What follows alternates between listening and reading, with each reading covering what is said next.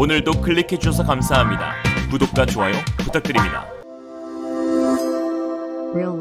중국 사상 최악의 경제 위기 직면하다. 한국의 회심의 일격에 중국 경제가 완전 붕괴되는 상황. 지난 15일 중국 정부가 느닷없이 지준율을 인하했습니다. 그러니까 돈을 시중에 풀겠다는 의미인데요. 인민은행은 이번 지준율 인하를 통해 1조 2천억 위안, 약 220조 원 규모의 자금이 시중에 풀릴 것으로 예상했습니다. 지금 세계는 미국 연방준비제도가 내년 금리 인상을 밝힌 것과 발맞춰 테이퍼링, 즉 긴축에 들어갔는데 어째 중국만 거꾸로 돈을 풀고 있습니다. 그 이유는 이처럼 돈을 풀지 않으면 중국 경제를 유지할 수 없을 정도로 현재 중국이 처한 상황이 심각하다는 것을 의미하는데요. 중국 국가통계국이 지난달 18일 발표한 3분기 국내 총생산 증가율은 4.9%로 시장 전망치인 8%보다 훨씬 밑돌았는데 뻥튀기에 능한 중국 통계 조작 사례들을 볼 때 실제 성장률은 훨씬 낮을 것이란 분석입니다. 중국의 모든 것은 가짜니까요. 지금 중국은 인플레이션, 실업률, 코로나, 자연재해, 부동산 쇼크 등으로 실물 경제가 완전히 망가져버린 상태입니다. 이미 중국은 지난 2015년 무한정 통합 팽창을 하다 미국의 금리 인상에 맞춰 시장이 무너져 내린 경험이 있는데 미 금리 인상은 달러 강세를 부추기고 중국에 흘러든 자금에 미국 회기를 재촉하기 때문입니다.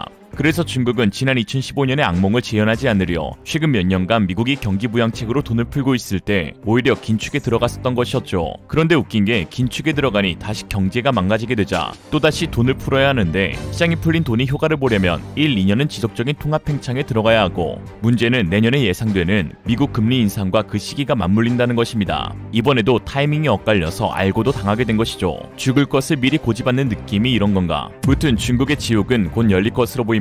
중국이 아무리 미국에게 도전해도 결국 역으로 두드려 맞을 수밖에 없는 결정적인 이유는 바로 미국이 전세계 무역결제 통화의 70%를 지니고 있는 기축통화이기 때문입니다. 중국은 저조한 성장률에 저출산 고령화로 인건비까지 급증해 인플레이션을 피할 수 없어 중진국의 함정에 빠지게 되는 것은 가히 확정으로 보입니다. 최근 중국의 이러한 경제에 큰 타격을 준 사건이 있었는데요. 바로 헝다의 파산입니다. 2020년 기준 중국의 건설사 중 자산규모 1위, 2021년 기준 포춘 글로벌 500대 기업 리스트 중 122위를 기록한 헝다그룹이 그동안 문화발식으로 사업을 확장하다 2020년 8월 중국 정부의 강력한 부동산 개발 업체 대출 규제로 자금난에 빠져 파산 위기에 처했는데요. 지난 9일 글로벌 신용평가사인 피치는 헝다를 제한적 디폴트 등급으로 강등하면서 헝다의 디폴트가 공식화됐습니다. 헝다의 사태가 시작된 지난 9월 이후 중국의 대형 부동산 업체 10여 곳이 디폴트를 이미 선언한 것으로 집계되었는데요. 중국 국내 총생산의 약 30%를 차지하는 부동산 시장의 위축은 중국 경제에 대한 가장 심각한 도전이 되고 있습니다. 헝다그룹의 채무 불이행이 중국 부동산 개발 업체 문제의 끝이 아니라 시작이 될 수 있다는 것이죠. 현재 중국 부동산 개발 업체가 진 부채 규모는 무려 5조 2천억 달러, 약 6,235조 3,200억 이상으로 밝혀졌습니다. 이는 일본의 2019년 국내 총생산을 넘는 규모죠. 사실 중국 정부는 이러한 사태의 원흉을 그저 부동산 업체에게로 돌리고 있지만 실상은 모두 중국 정부, 즉 시진핑의 자충수에 의해서 비롯된 것입니다. 지가 잘못해놓고 떠넘기는 수준하고는 딱 시진핑답죠. 그동안 지방정부 관리들은 당정부의 지침에 따라 부동산 개발 업체들과 손잡고 중국의 농지들을 개발하는 도시화를 추진해왔었는데요. 중국에서 토지는 국가 소유인 반면 농지는 농민 집단 소유의 형태를 띠고 있습니다. 농민에게는 주거용으로 사용하다가 집단 계약에 의해 농지로 사용할 수 있는 권리가 부여되고 있는데 지방정부는 사실상 강제로 농지를 수용하였고 이때 토지를 수용당한 농민들은 헐값에 울며 겨자 먹기로 상납할 수밖에 없었죠. 즉 중국의 도시화 과정은 지방정부에 의한 낮은 가격의 수용, 부동산 개발 회사 등에 대한 고가의 매각, 부동산 개발 회사 등에 대한 세금 징수, 징세로 인한 수입을 재원으로 새로운 농지 수용으로 이어지는 구조입니다. 당연히 지방정부와 농민 간 협상력의 불균형, 애매모호한 규정 등으로 인해 농민들과 지방정부 간 정상적인 토지 거래가 이루어지기 어려웠고 그 과정에서 부패한 관료들은 수억 원에서 수조 원에 달하는 자산을 축적하는 악순환이 벌어진 것이죠. 지방정부와 부동산 업체들이 이처럼 맘 놓고 일을 벌일 수 있었던 이유 역시 시진핑의 도시화 정책이 초래한 것으로 시진핑은 2014년 당시 14-20년 국가신형 도시화 계획을 발표하면서 신형 도시화를 통해 둔화 움직임을 보이는 수출 위주의 경제를 내수 중심의 경제로 재편하려고 했습니다. 이때부터 미국을 넘는 패권국으로의 야심을 밝힌 것이겠죠.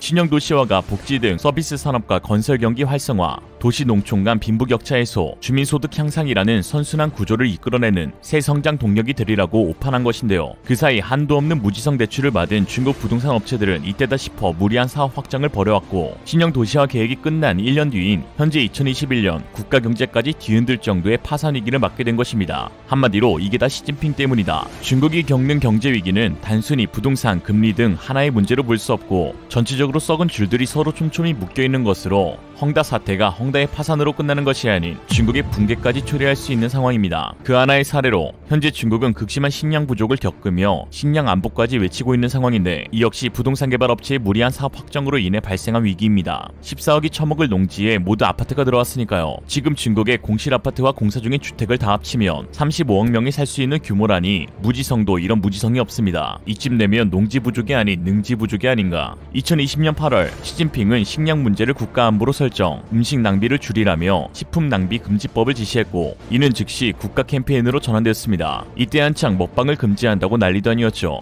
또한 중국 정부는 올해 1월 첫 번째 정책 문건인 중앙 1호 문건으로 삼농, 농업, 농촌, 농민 문제를 꼽기도 하였습니다. 언제는 도시화한다더니 이제 와서 농촌화하려 하는 상황이죠. 이에 중국 정부는 중국 빅테크 기업들을 상대로 너네가 14억 명 음식을 책임지라며 농업 투자를 떠넘기고 있는 상황입니다. 전자상거래 플랫폼 업체 핀더더는 100억 위안 1조 8,030억을 정부에 기부해 농업과학 기술 전담 기금으로 조성하였고, 알리바바는 2020년부터 중국 내 1만 개 농촌 마을에 유통 거점을 설립하는 장기 계획을 시행했으며, 중국 2위 전자상거래 업체인 징둥은 블록체인 기술을 복숭아 유통 과정에 접목시켰습니다. 미국의 제재로 주력 사업에서 난항을 겪고 있는 통신장비 업체 화웨이도 빅데이터와 AI를 접목한 첨단 돼지 사육 기술 보급에 나섰습니다. 마오쩌둥도 그렇고 시진핑도 그렇고 한 명의 무능한 사람이 참 여러 사람 피곤하게 하는 상황이죠. 이런 상황 가운데에서 한국의 움직임이 중국 경제 상황을 더욱 악화시킬 것이란 전망이 나와 화제인데요. 지난 15일 한국은 환태평양 경제동반자 협정에 가입의 의사를 밝히며 현 정부 임기 내에 가입 신청서 제출을 목표로 하고 있습니다. CPTPP는 아시아태평양 지역 경제의 통합을 목표로 공산품, 농업제품을 포함 모든 품목의 관세를 철폐하고 정부 조달, 지적재산권, 노동규제, 금융, 의료서비스 등의 모든 비관세 장벽을 철폐하여 자유화하는 협정으로 2005년 6월에 뉴질랜드, 싱가포르, 칠레, 브루나이 4개국 체제로 출범하였습니다. 그런데 이 환태평양 경제동반자 협정이 결국은 중국을 견제하려는 의도로 만들어졌다는 데 주목할 만합니다. 파이낸셜 타임스는 TPP 추진의 암묵적 목적이 중국 배제의 자유무역 협정 체결이라고 보도하기도 하였는데요.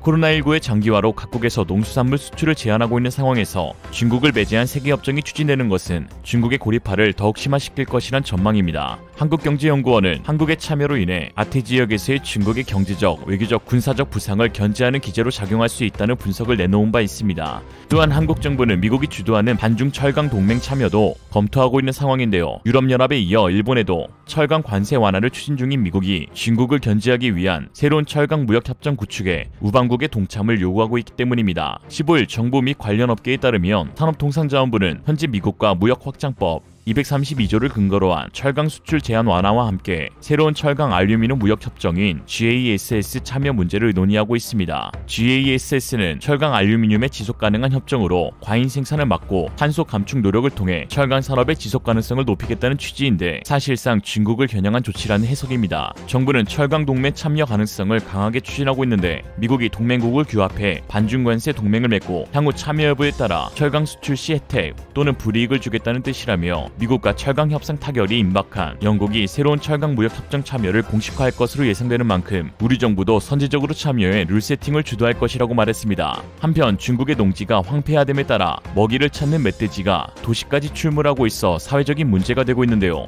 최근 중국 저장성에 위치한 한 번화가에서 120kg에 달하는 멧돼지가 출몰해 충격을 주고 있습니다. 마치 지가 사람이라도 된 듯 착각하며 어슬렁어슬렁 주변 사람들의 시선을 즐겼는데요. 한번 알아보겠습니다.